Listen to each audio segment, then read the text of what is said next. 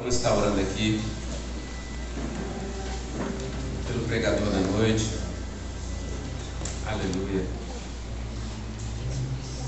Oramos ao Senhor.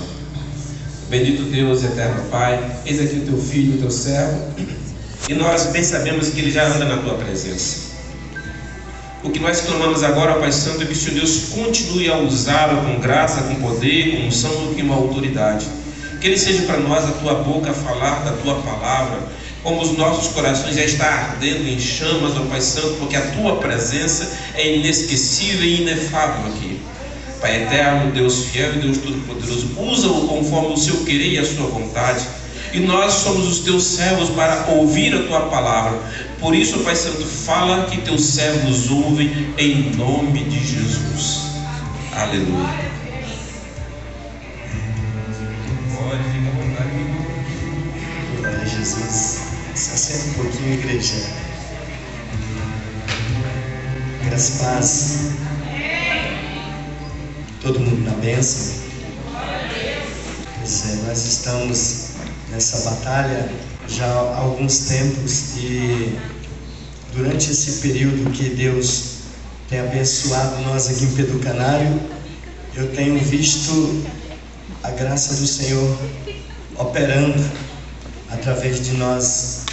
E eu estava preocupado hoje a respeito de uma palavra para a gente poder trazer, e Deus estava me dando uns negócios fortes, e naquele momento que Deus colocava em meu coração, eu estava preocupado quanto ao que iria receber. Mas o Senhor disse que, calma filho, porque eu estou preparando um povo que vai rugir. Aleluia! Eu estou preparando um povo com cara de leão nessa cidade. Aleluia! E eu tenho certeza que esse trabalho ele vai repercutir dentro da nossa cidade.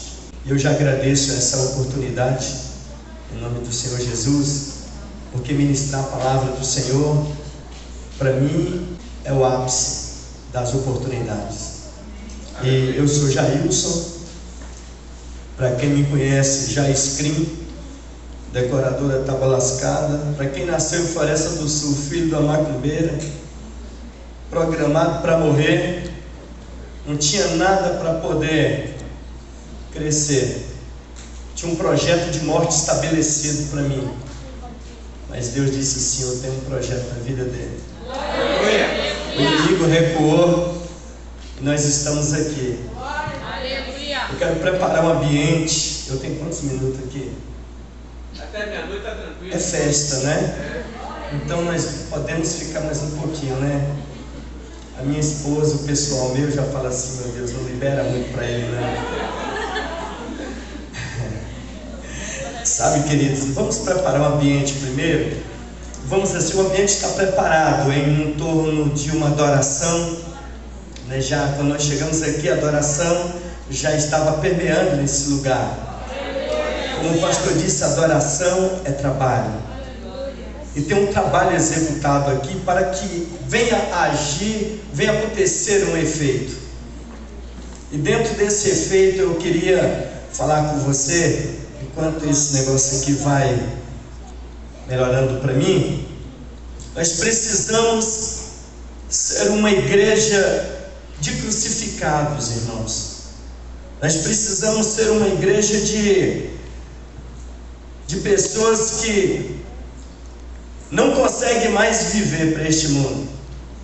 E existe um poder para poder ser derramado sobre a terra, e esse poder é só para quem já negou a si mesmo, para quem já negou a vida da alma, para quem já está esmurrando o seu corpo, para quem negou a si mesmo, está carregando a cruz a cada dia, fazendo a obra do Senhor.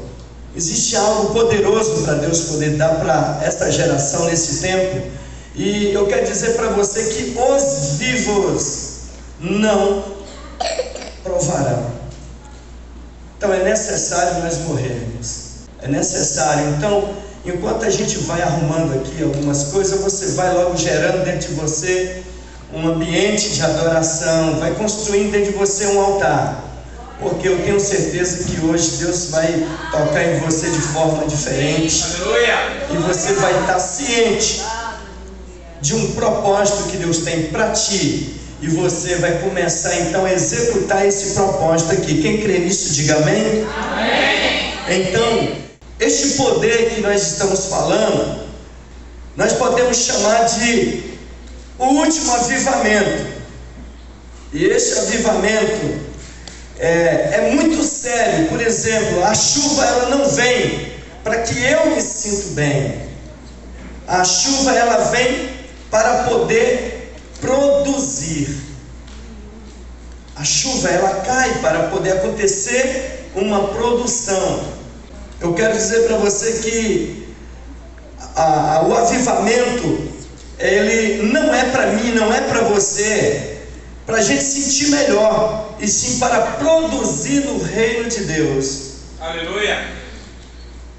O avivamento é para isso, e o avivamento é uma chuva espiritual que servirá para produzir a última colheita, irmãos, a última colheita na face da terra. Eu creio que vai ter uma colheita de vida enorme dentro de poucos tempos, que nós só não ficaremos perplexos, porque nós estaremos então engajados dentro desse avivamento que já está acontecendo, e tudo começa por este grande propósito, que é exatamente o trabalho, a adoração ao Senhor. Aleluia, glória a Jesus. Jesus ele não veio para que você se sentisse bem. Eu quero que você comece a focar nisso. Cristo ele veio para tomar o seu corpo, né, para poder manifestar a glória do Pai. Jesus ele voltará. É importante a gente entender isso. Jesus ele não virá para que você venha se sentir melhor, mas antes da sua vinda ele virá destruir o seu corpo. Para quê? Que ele vai vir destruir o seu corpo, essa casa velha, essa casa de Adão, essa casa corrompida, para te dar um novo corpo incorruptível. Vai começando a somar aí. Por quê? Para que ele vai te dar um corpo, uma casa incorruptível? Porque ele está querendo habitar de forma completa dentro da humanidade. Ele está querendo fazer algo indestrutível. E aí ele precisa de você. Está bem atento, porque ele quer reinar contigo o mundo que há de vir. Eu creio que você já ouviu falar do ano milenar, que você vai governar com ele. O Senhor vai governar por 1000 anos, e ele precisa de você para isso. Aleluia. E agora nesse tempo Jesus ele dará a oportunidade para nós escolhermos o que? Governar com ele, ou manter esse acomodismo, essa mesmice, essa coisinha que nós estamos aí achando que a gente está servindo, e praticamente a gente está fazendo mais coisa do que adorando. Irmãos, veja bem, nós vamos escolher nesses tempos agora produzir ou consumir. E nós temos que parar de ser consumidor. Eu venho para a igreja, não vou lá para receber, e nunca que a gente vai para poder dar. A gente nunca sai de casa para poder entregar algo que precisa ser entregado. E eu estou vendo um povo começando a viver com uma concepção diferente. Um jovem pronto para começar a rugir nessa cidade. Aleluia. Glória a Jesus. Então nós vamos precisar ser mais radical durante alguns tempos na nossa vida. Nós vamos precisar ter mais vida espiritual, mais postura, prestação de conta, testemunho. E aí nós vamos começar a entrar em um tópico poderoso diante de Deus. Até aqui talvez você está pensando: poxa, o apóstolo não leu, o pastor não leu nem a Bíblia. Eu não vou pregar, eu vou só ler a Bíblia daqui a pouquinho, só ler e ler e ler e ler. E a própria palavra vai encher a gente de uma forma tão poderosa. É uma promessa do Espírito, não promessa de homem. Então, Deus, ele, como o pastor disse sobre semente, eu creio que Deus, ele dá a semente, como a Bíblia diz, ele dá a semente para o que planta e pão para o que come. Positivo? Eu vou fazer um arrodeado lá atrás, eu vou pegar até o maior, o menor, porque eu sei que Deus vai fazer uma obra. Então veja bem, muitos pensam que o maior investimento de Deus na vida dele é o dinheiro. Ele está totalmente enganado, ele está redondamente enganado, ele está equivocado. O maior investimento de Deus contigo, querido, não é o dinheiro, é a palavra. Fala comigo, palavra. Quem tem a palavra tem o dono da palavra. Está entendendo isso aí? Quem ganha a palavra não precisa depois do culto chegar assim, pastor, ora aqui por mim. Olha, eu quero deixar bem claro, eu creio no poder da oração, eu creio no poder das mãos que se levantam, eu creio na imposição de mãos. Mas eu creio que nós temos deixado acostumado um povo que termina o culto, você ora pela igreja e ele ainda precisa de um toque especial. Isso me faz então lembrar a igreja do pastor Moisés, lá no passado, quando o povo ficou sem Moisés. Ele quis construir um Deus apalpável, um Deus que ele pudesse pegar, que ele pudesse ver. E nós não precisamos construir para essa geração um estilo de vida dessa forma. E eu creio que nós estamos andando bem. Diga amém se você está entendendo. Então eu creio que Deus vai fazer algo tremendo a partir desse ministério que já está trabalhando, já está adorando, para manifestar a glória de Deus na terra, manifestar o reino de Deus. Quem ganha a semente, ganha para plantar. Mas se você come todas as sementes que Deus está dando para você, eu creio que Ele vai interpretar que você não está precisando de semente, você está precisando de pão. Está entendendo isso? Aí eu quero que você comece a imaginar algo para a gente chegar num contexto legal. Não ganhará. Quem está comendo a semente não ganhará a luz da palavra, a revelação da palavra. É necessário a gente estar vivendo, sempre plantando, para a gente começar uma colheita que o mundo não está preparado para poder entender. Amém, queridos? Glória a Jesus. Então, eu queria convidar você agora para a gente entrar no sermão. Aí você fala, até agora, isso não é introdução? Não.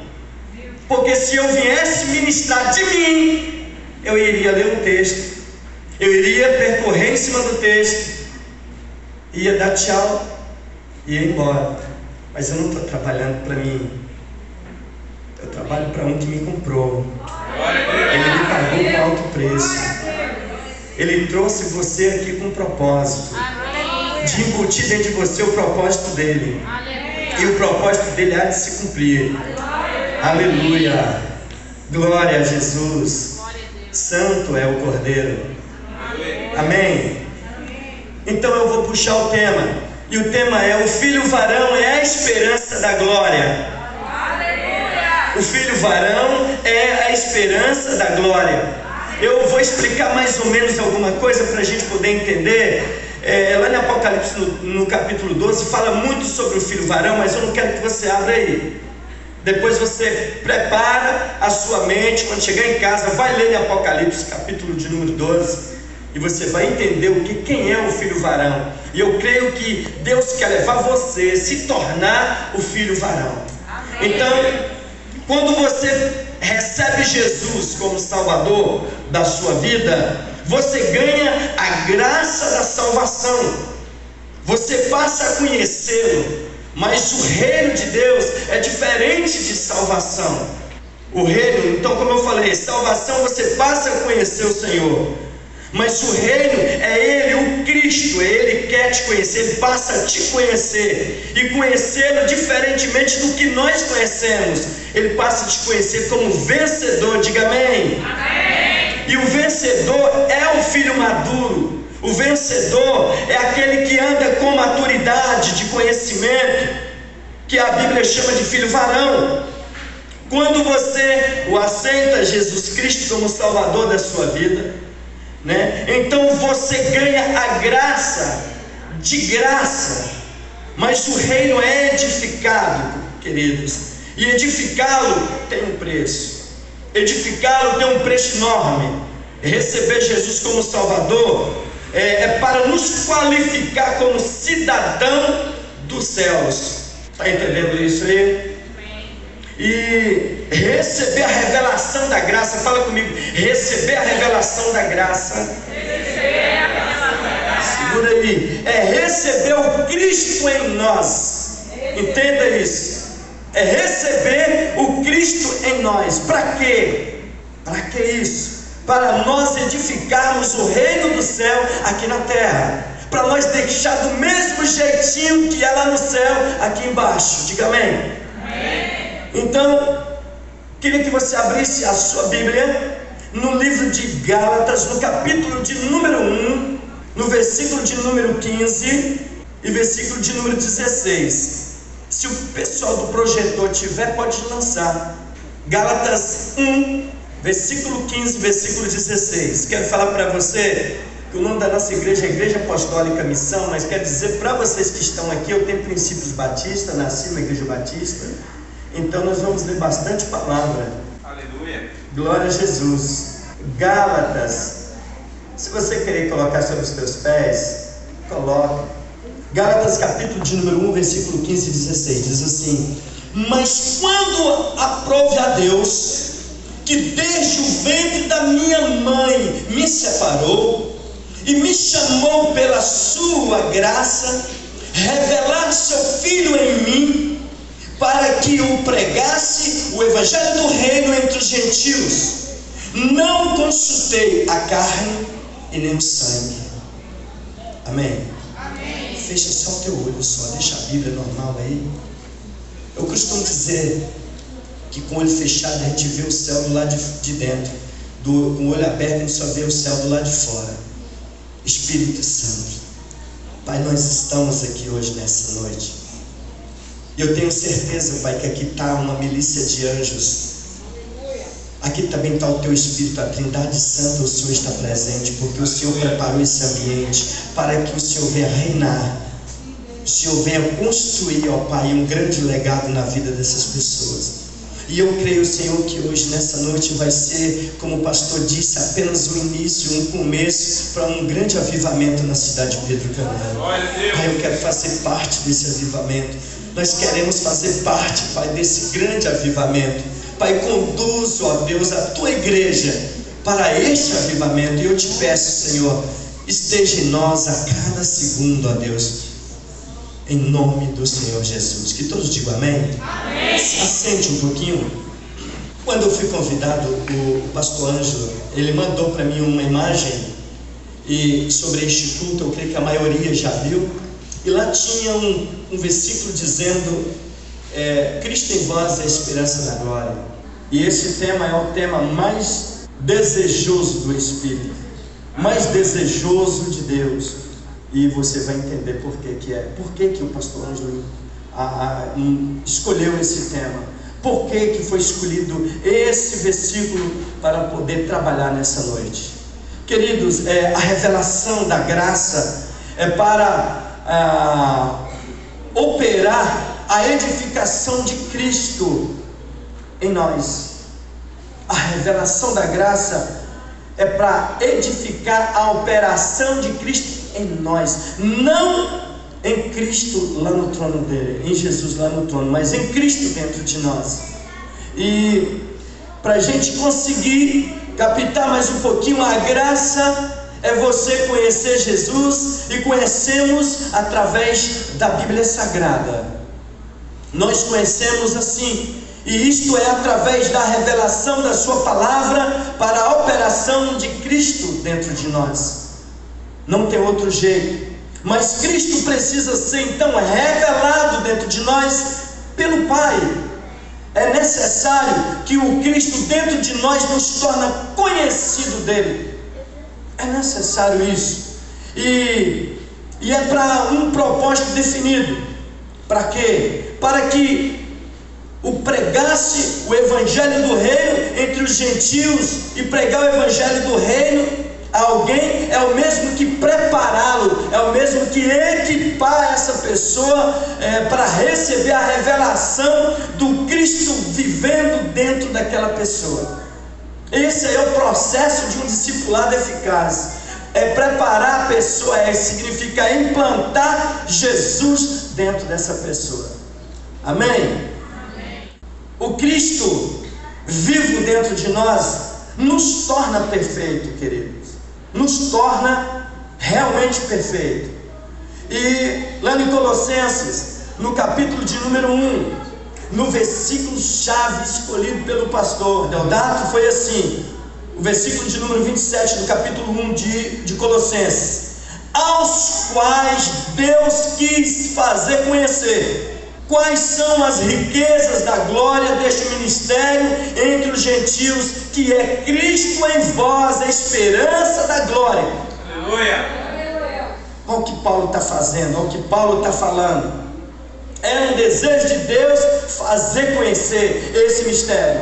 Cristo dentro de você é a esperança da glória. Aleluia! A esperança é essa, que todos quanto receber o Cristo ressurreto dentro dele, dentro de si, ele participa também do reino milenar de Cristo. Né? Para quê? Para a conquista de reino aqui na terra. É necessário a gente aprender essas coisas. É necessário, porque nós estamos chegando já perto, já próximo do fim. Eu creio que nós estamos cruzando o portal do Apocalipse. Eu creio que nós estamos chegando já dentro dessa era, e nós precisamos então despertar para onde que nós estamos indo. O que é que nós devemos fazer? O que é que Cristo quer de nós? Então, eu falei que eu ia ler muita Bíblia, né? Eu ia falar muita coisa assim, para a gente entender isso que eu falei, que é só entender que Cristo vivo em nós nos torna perfeito. Vamos entender o que Pedro falava sobre isso, lá no 2 Pedro, aquela carta de Pedro, na 2 Pedro, capítulo número 1, versículo de número 2 até o 4. Se você for achando, você vai vendo. Eu preciso acelerar aqui um pouquinho.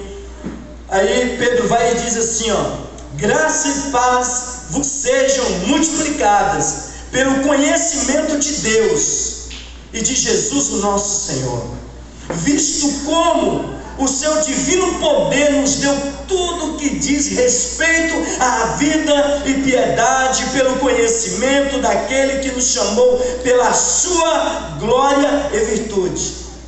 Versículo de número 4: pelas quais ele nos tem dado grandíssimas e preciosas promessas. Olha só que coisa linda. Para quê? Para que por elas fiqueis participantes da natureza divina, havendo escapado da corrupção pela concupiscência que há no mundo.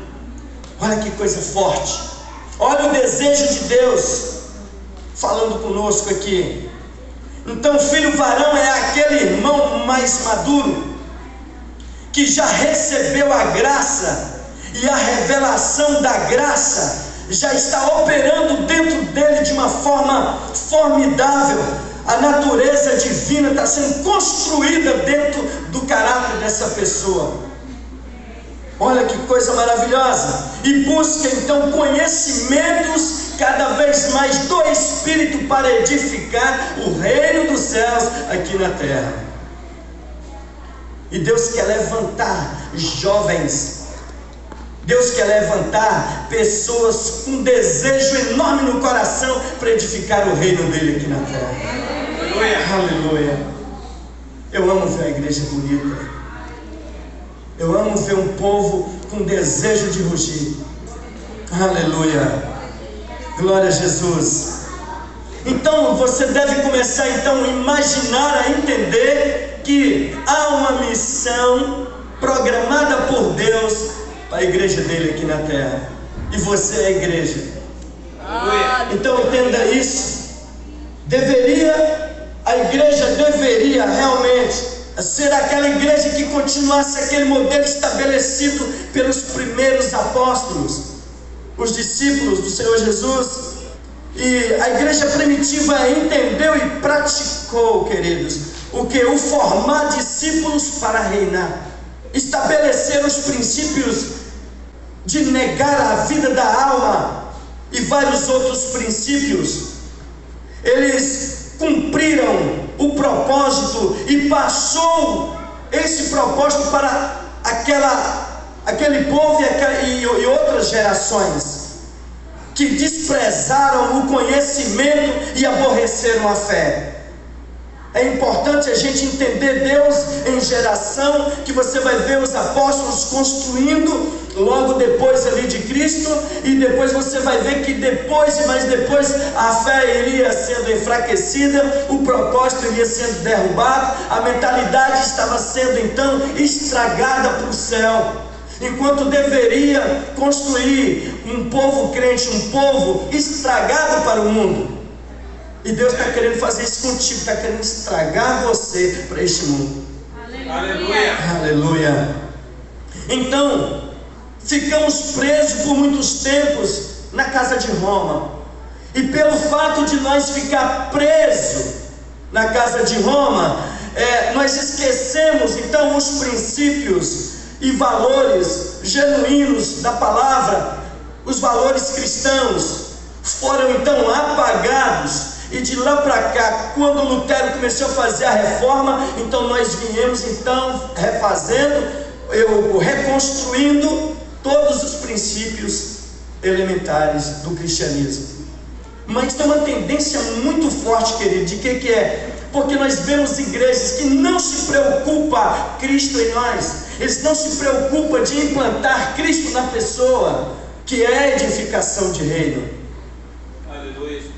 Está entendendo isso? Edificar o reino não é eu construir uma catedral, não é o pastor Ângelo construir outra, não é Bahia construir mais 5, 6, faz parte do reino, mas não é edificar o reino. O reino é Cristo em você. Glória a Deus. Cristo em você é a esperança da glória. Aleluia. Templos construídos é mais um pouquinho de um trabalho que os anjos vão ter para poder destruir. Está entendendo isso? Vamos lá, querido. Por exemplo, o que eu estava falando aqui é que na antiga aliança o povo entendeu errado, muitas coisas erradas. Principalmente, eles começaram então a entender que cantar, louvar e adorar era tudo a mesma coisa. Depois que Deus tipificou através de Moisés a figura do tabernáculo, eles não conseguiram ainda entender um projeto de adoração. Aí a gente fica pirado quando vê uma concepção igual a que o pastor Ângelo começou aqui elucidar, dizendo o seguinte: adoração é trabalho. Aí quem que não entende isso fala assim, está ficando doido. Adoração é eu fechar os olhinhos aqui assim e ficar só assim, aleluia, aleluia, aleluia. Gente, isso é muito, muito fraco, é muito raso. Mas não quero entrar nesse termo contigo. O povo não entendeu. O povo não compreendeu o processo que tinha que passar. E aí, os apóstolos introduziram o propósito da realeza. Mas com o tempo nós perdemos o DNA de Cristo. Entenda isso. Ainda no período do apóstolo Paulo, havia a tendência do desvio do propósito original. E o apóstolo Paulo, ele teve o despertamento para julgar até mesmo os apóstolos hebreus, para voltar de novo ao propósito original. Para a gente entender isso, lá em Hebreus, no capítulo de número 3, lá no versículo de número 1 até o 6, vamos ler tudo. Eu amo ler, querido, eu gosto de ler. Você entendeu aí? Hebreus capítulo 3, versículo de 1 a 6. Amém. Diz assim, olha só: por isso, irmãos santos, participantes da vocação celestial, olha que palavra forte, considerai a Jesus Cristo, apóstolo e sumo sacerdote da nossa confissão, sendo fiel ao que o constituiu, como também foi Moisés de toda a sua casa, porque ele é tido por digno de tanto maior glória do que Moisés, quanto maior honra do que a casa tem aquele que o edificou, porque toda a casa é edificada por alguém, mas o que edificou todas as coisas é Deus. E na verdade, Moisés foi fiel em toda a sua casa como servo, para testemunho das coisas que se haviam de anunciar. Mas Cristo, como filho, sobre a sua própria casa, a qual casa somos nós. Olha que coisa. e tão somente conservamos firmes a confiança e a glória da esperança até o fim. Aleluia. Maravilha, começou a dar luz aí? Começou a queimar dentro de você aí? Glória. Aleluia. Aleluia, Deus. Vamos tentar então parafrasear isso aqui. O apóstolo Paulo, ele exorta aos ministros, né, aos apóstolos daquele tempo, aos pastores. Eu vou apostolar tudo aqui. Eu estou vendo que tem umas caras que não estão gostando. Eu gosto de fazer isso, sabia? Olha só, vamos supor, o apóstolo Paulo, ele exorta os ministros que o apóstolo Jesus é maior do que o apóstolo Moisés. Se você não gostar, então vamos embora pastor. Como é que fazer de tudo com o pastor. O pastor Moisés disse aos ministros judeus que o pastor Jesus era maior do que o pastor Moisés. Viu? Que o apóstolo Paulo falou que o apóstolo o pastor Jesus é maior do que o pastor Moisés. Você está entendendo? Amém. Você está conseguindo compreender isso aí? Porque se a gente tirar então o pronome de tratamento, a gente vai conseguir entender. Paulozinho, aquele Paulinho lá da último bairro, da última casa que precisa a gente ir lá buscar, ele foi despertado por Jesus, ele perseguia a nossa igreja, falava mal de nós. Jesus vai lá e pega ele. E esse mesmo Paulinho, Deus vai lá e fala com ele coisas excelentes. Ele entendeu as coisas excelentes. Agora ele vai encontrar com os irmãos que andaram com Jesus. Ele vai e fala para aqueles irmãozinhos, aquele ali, Pedro, João, Lucas, que Jesus, um grande amigo que ele conheceu, era maior do que o outro amigo dele de lá do passado, chamado Moisés. Vai queimar dentro de você essa palavra. Você vai conseguir compreender isso. Você vai conseguir viver isso. No versículo de número 2 diz bem assim, quer ver? Parafraseado da minha forma de expressar: sejam fiéis àquele que te construiu, da mesma forma que Moisés e sua casa foi fiel. Paulo estava falando isso com os irmãos ali, e dizia assim no versículo 3: porque na sua nobreza ele é digno bem maior do que Moisés, porque merece mais honra do que a casa, é quem a construiu aquela casa. Aleluia. Está entendendo isso? No período da graça nós temos que conservar firmemente. É necessário nós conservar firmemente a esperança da glória até o fim. É necessário. Isso que eu estou falando aqui é aplicar o sacerdócio universal dos crentes. Significa a realeza nas pessoas. Jesus Cristo tem que ser a centralidade das coisas. Discipular uma pessoa não é fazer, não é falar com aquela pessoa que eu sou amiguinho dela, que eu gosto dela. Não, não é simplesmente isso não. Nós não vamos construir discípulos para nós, porque vai ter falha, vai falhar, vai ruir essa casa. Nós teremos que construir para Jesus, e para Jesus Ele quer que nós limpamos o que? Lá em Romanos, no capítulo de número 12, no versículo de número 2, diz assim: não vos conformeis pela renovação. Você está entendendo? Não vos conformeis com esse mundão que está aí. Significa, não bota sua mente na forma desse mundo que está aí. Vamos transformar isso aí. Como é que a gente transforma isso? Colocando Cristo dentro de nós. Cristo em nós é a esperança da glória. Cristo em nós é a esperança da glória. Aleluia. Bate a mão assim. Fala assim: Cristo em mim é a esperança da glória. Repete de novo: Cristo em mim é a esperança da glória. Aleluia. Glória a Jesus. Desde aquele tempo até hoje, Deus tem procurado pessoas para Ele revelar dentro dessa pessoa o Filho dele. O que Ele mais quer é isso. O que Ele mais deseja é isso. Está entendendo isso? Para quê?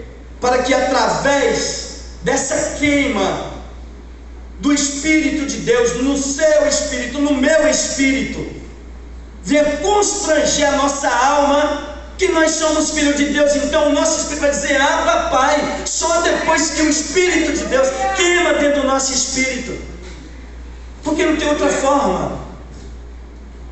Se a gente fosse falar aqui de antropologia, a gente precisa entender a gente, quem é a gente, o que é a gente, como é que a gente é. Então a gente deveria pensar o seguinte: eu sou espírito, habito em um corpo, habito num corpo e possuo uma alma. Entenda isso. Se você é espírito, porque o espírito é assim, nós somos desse jeito, nós somos tricótomo. Nós somos do jeito de um rádio.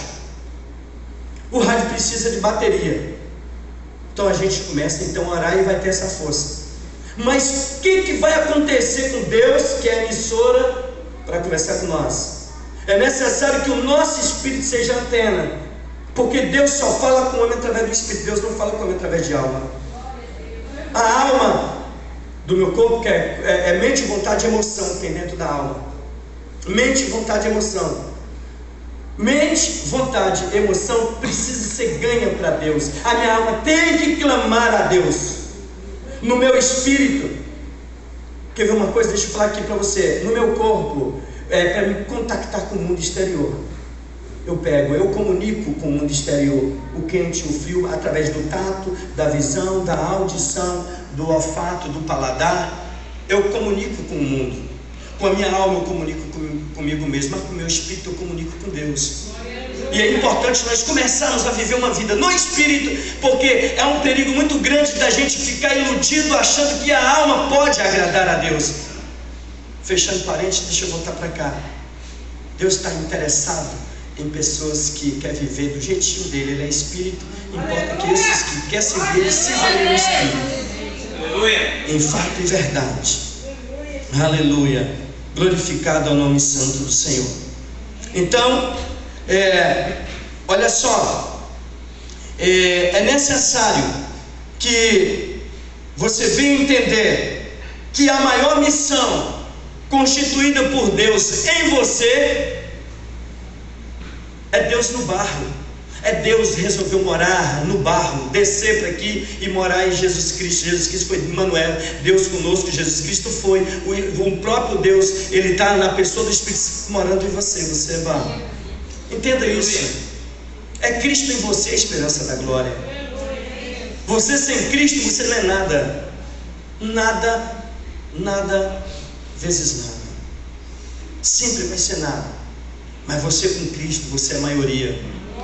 Eu já vi uma frase, pastor, que Ebiúbe fazia, que é mais fácil um exército de ovelha conduzido por um leão, um líder leão, ser mais vantajoso do que um outro exército de uma ovelha conduzindo 1000 leões. Uma ovelha conduzindo 1000 leões vai perder para um leão conduzindo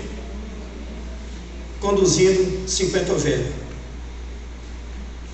Ovelha não pode comandar. Leão nasceu para rugir. Você nasceu para rugir. Você nasceu para andar. Você nasceu para reinar. Você vai reinar em vida com o Senhor. Sabe o que é reinar em vida? É governar com Ele em vida. Antes do governo milenar, você pode governar, porque lá em Gênesis ele diz assim para Adão: você vai governar sobre os peixes, vai governar sobre as aves, você vai governar sobre tudo que tem no céu, na terra. Nós nascemos para um governo, e Deus anseia por isso, de implantar dentro de você o princípio desse governo. Deus deseja fazer isso nesses últimos tempos. Vamos dar um pulinho lá em Hebreus, no capítulo número 1. Aleluia. Quando você cansar, você fala: cansei. Se você falar assim, pode romper. A gente termina 4 horas da manhã e faz uma vigília. Eu tenho certeza que você, amanhã 6 horas da manhã, 7 horas da manhã, você não vai conseguir dormir, e você vai sair na rua evangelizando. E à noite, isso aqui não vai caber de pessoas, porque você precisa ungir. Glória a Deus. Aleluia. Hebreus capítulo de número 1, versículo de número 1 diz bem assim: havendo Deus antigamente falado muitas vezes E de muitas maneiras aos pais pelos profetas, a nós ele falou nesses últimos dias pelo Filho. Pelo Filho. Está entendendo isso aí? O apóstolo Paulo, ele teve o seu ministério marcante, com muitos confrontos, para que o evangelho fosse resguardado e nunca ser mudado. Mas só que tinha uns irmãozinhos ali, que eles estavam mudando tudo. Eles gostavam de colocar filosofia, cultura, outras coisas dentro da igreja do Senhor. E Paulo já estava ali prevenindo aqueles irmãos. Lá em Gálatas, no capítulo de número 1, lá no versículo de número 6 até o versículo de número 8, diz bem assim, ó: maravilho-me de que tão depressa passasseis daquele que vos chamou à graça de Cristo por outro evangelho. Ó Paulo mostrando uma indignação pelo um povo que tinha se convertido, conhecido a graça, já estava mudando da graça. É como se fosse assim, você deixar de ser um cristão e dizer que ser espírita vai resolver seus problemas. Voltar para a casa de Roma vai resolver os seus problemas. Deixar Deus e pegar uma divindade pagã vai resolver os teus problemas. E Paulo está falando sobre isso aqui no versículo 7. Ele continua dizendo: o qual não é outro, mas há algum que vós inquietam, olha bem, e querem transformar o evangelho de Cristo em mentira. Mas ainda que nós mesmos ou um anjo do céu nos anunciasse outro evangelho além do que já vos tenho anunciado, seja anátema. Está entendendo isso? Se outra pessoa vier aqui, ou na onde que você estiver, para ministrar outro tipo de evangelho, que não seja o evangelho ministrado pelos pastores dessa igreja, é anátema. Mas se for algo que não bate, que fala contrário, e que Deus não muda, que Deus não transforma, e que Jesus não precisa de ninguém, é anátema. Deus está à procura do verdadeiro adorador, que adora Ele em espírito e verdade. Vamos traduzir isso numa frase mais bonita para nós. Deus está interessado naqueles que trabalham, mas trabalham de verdade, que gasta suor pela obra. Aleluia. Merece um aleluia. Para me sentir mais pentecostal. Eu preciso assim, sabe? Glória a Deus. Eu nasci assim, mas eu falei para Deus: eu não vou viver assim não. Eu não sou aquela música da Manuela. Eu preciso mudar. Eu sentei, eu falei com Deus: eu não quero mais essa vida. Eu falei: o Senhor existe de verdade? Isso é coisa fanática de crente, de pessoas. Eu quero saber se o Senhor existe de verdade. Eu estava em cima de um palanque da Tábua Lascada, 18º forró da Tábua Lascada. Eu falei assim, eu estava desviado. O desviado não consegue ver Deus. Eu falei: revela-te aí.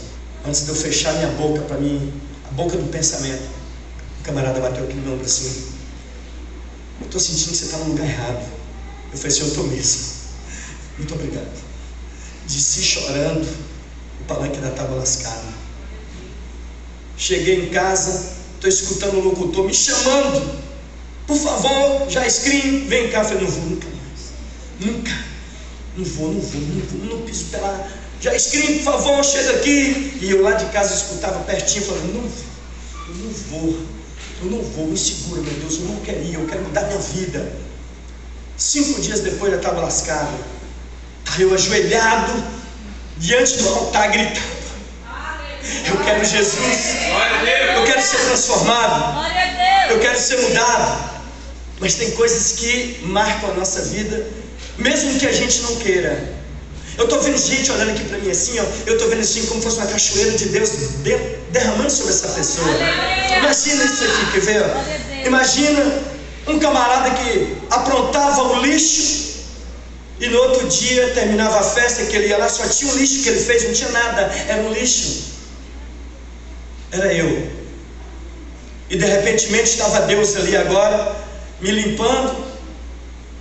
E aí, os irmãos, para não deixar eu desviar, falaram o seguinte: olha, vamos fazer o seguinte, vai ter uma vigília e você vai. Eu falei: o que é isso? Uma vigília, moço, um negócio forte demais, e lá a gente começa a buscar e vai ver foguinho na mão, vai ver isso, vai ver aquilo. Eu falei, tem esse negócio? Tem. Lá tem fogo, tem isso, tem aquilo, tem um montão de Deus. Eu falei, então, eu quero conhecer, eu vou lá. Eu vi muita coisa. Apesar que eu nunca pedia para me ver aquilo, mas eu estava vendo o manifestado Espírito ali. Aleluia. E ali eu fui me aquecendo. Só que eu fiquei chateado. Foi quando as primeiras revelações, depois de evangélico, eu comecei a sofrer. Por quê? Como é que era? Era gostoso as revelações. Chegava assim, filho, se prepara, porque você vai ser pastor aqui nessa cidade. Eu quero ir para os Estados Unidos, eu quero ir embora daqui. Aqui você vai ser pastor. Você vai sentir o cheiro de toda a porcaria que você fez nessa cidade. Todos vão botar o dedo em você e vai dizer assim, você não é crente. E eu sofri tudo isso. Muitas pessoas mexiam com a minha estrutura. Muitas pessoas falavam que eu não conseguiria ficar. Sabe o que é fazer uma tábua lascada dentro de 20 dias, de dia e de noite sem dormir, sem tomar remédio? Não vou falar que não tinha droga, vou falar que não tinha remédio. Aí terminava a tábua lascada, 20 mil reais não dava para comprar papel higiênico para minha casa, porque tinha dívida durante todo o ano para poder pagar. Escravo. Vivi uma vida de escravo em Peducará. Andava no meio da sociedade, escravo. É igual o urubu, né? Ele quer ser uma águia, voa tão alto quanto a águia, mas se você chegar perto dele, ele está fedendo. Não é águia. E ali estava eu andando no meio da sociedade, mas eu não fazia parte daquela sociedade. Ali eu estava fedendo. E o Senhor falou que iria me limpar. Aleluia. Ele prometeu que Ele iria restaurar a minha imagem aqui dentro dessa cidade. Glória a Deus. Que Ele ia me dar uma identidade dentro dessa cidade. Ele prometeu para mim, Ele cumpriu, que aqui dentro dessa cidade eu receberia 3 unção. 3 unção. Presta bem atenção nisso. Uma garota de 8 anos, de 8 anos de idade, eu não sei. E aí um certo dia eu chegando do encontro com Deus, e aí Deus mandou dar um abraço nela. Quando Deus deu um abraço, a menininha pequenininha começou a falar em línguas. Falei, glória a Jesus, amém. E ela começou a falar em línguas, só que eu pensei que ia só falar em língua. Ela botou o dedo no nariz e começou a falar o seguinte: você aqui vai receber 3 unção. Se você ficar nessa igreja, a igreja que você nasceu, você vai pastorear. Eu esqueci. As 3 unção veio. Aleluia. Fui consagrado missionário, fui consagrado pastor, depois apóstolo, que eu não queria. Fui consagrado. Deus falou que aqui eu só sairia depois que eu edificasse o reino para Ele aqui. Deus vem falando comigo desde o começo do meu ministério. Deus me trouxe aqui na igreja Nova Jerusalém pela 2ª vez. 2ª vez eu ministro nessa igreja. Quem lembra quando eu ministrei a primeira vez nessa igreja? Ninguém. Deixa eu ver aqui como é que está meu cabelo aqui para estar branco. Está branquinho. Pastor Jorge Júlio, eu pertenci a essa igreja daqui durante 34 dias. Fala comigo, 34 dias. 34 dias. Pastor, antes do pastor Jorge Júlio, pastor que estudava muito, era muito estudo da Bíblia, e aquilo eu gostava demais. Esqueci o nome dele. Aí, não, Ricardo, pastor Ricardo. Aí, eu não vou falar os pormenores, só vou falar que é o seguinte: eu saí da igreja, saí chateado com a Nova Jerusalém. Passou então alguns dias, eu já conheci o pastor Jorge Júlio, nós fizemos encontro, eu passei pelo encontro lá na Batista Esperança, e aí ele me convidou para me ministrar a palavra de Deus. Ele via eu pregando nas ruas, e ele achava que eu era pregador, então eu vim ministrar na igreja Nova Jerusalém. Gente, parece que não tem nada a ver, parece que não vai existir nada. Sabe o que é isso? Entenda isso. Mas é uma revelação que Deus falou assim: eu vou te levar no altar dessa igreja na hora que você estiver pronto. Glória a Deus. Está entendendo isso? E eu subi no altar dessa igreja, ministrei no tempo de Jorge Júlio. Aí o pastor Jorge Júlio, depois que passou tudo, ele veio para mim, me deu um abraço e falou assim: filho, vai vir outro tempo que você vai ministrar aqui. Agora, por que entregar uma revelação tão simples dessa para uma pessoa? Eu nunca tive vontade de pregar, irmãos. Eu sou pastor porque a graça do Senhor vem sobre a minha vida. Se deixar eu pregar, eu prego 3 dias, 4 dias, até cansar, a bateria acabar e eu caio no chão.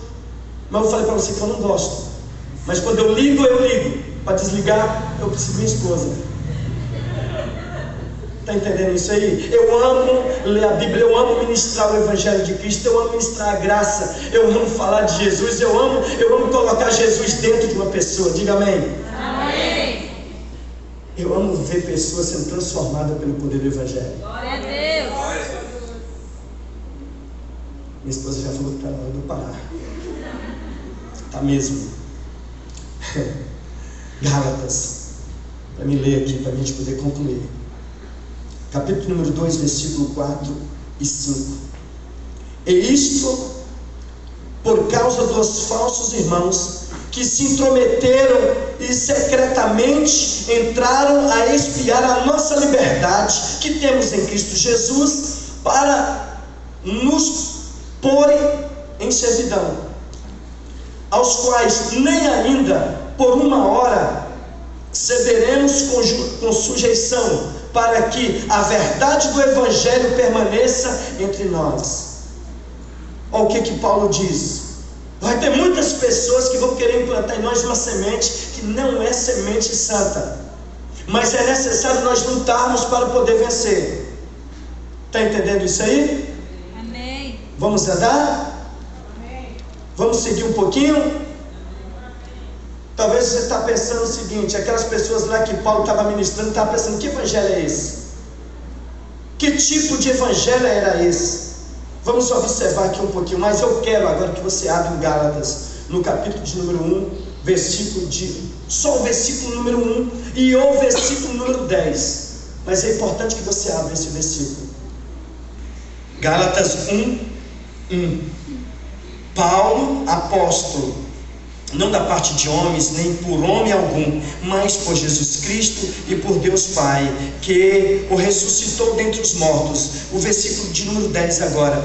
Por que persuado eu agora a homem ou a Deus?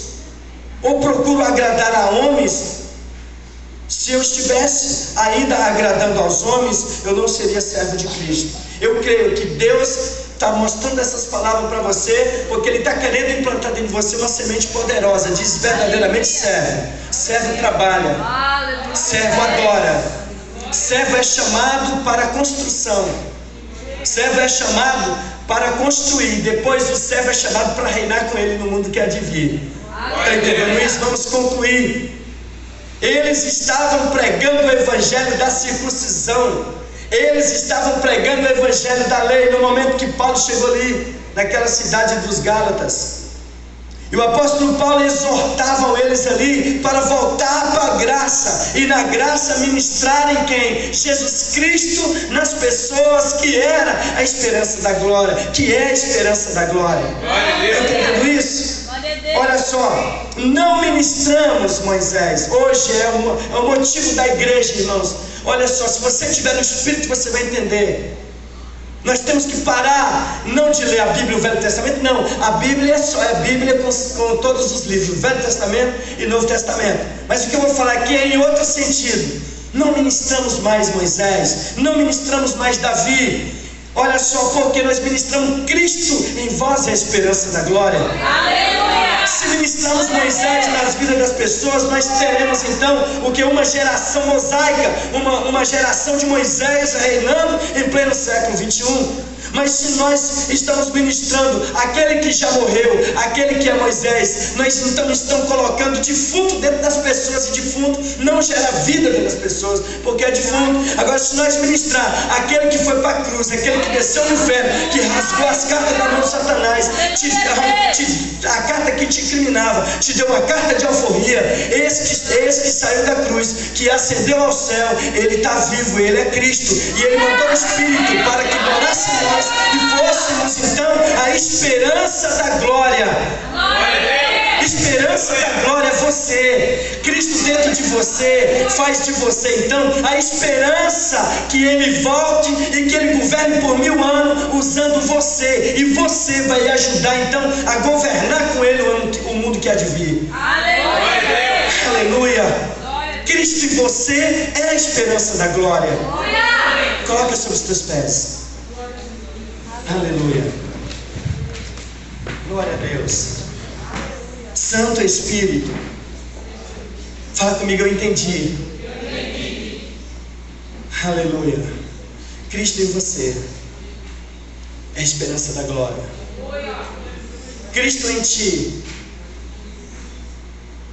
te dá força para você rugir nessa cidade.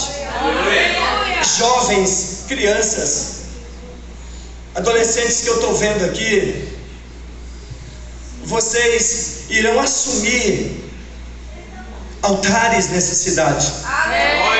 Acreditem nisso. Vocês irão assumir ministérios nessa cidade. Jovens, você que está aqui, olha, preste atenção nisso. Você irá assumir.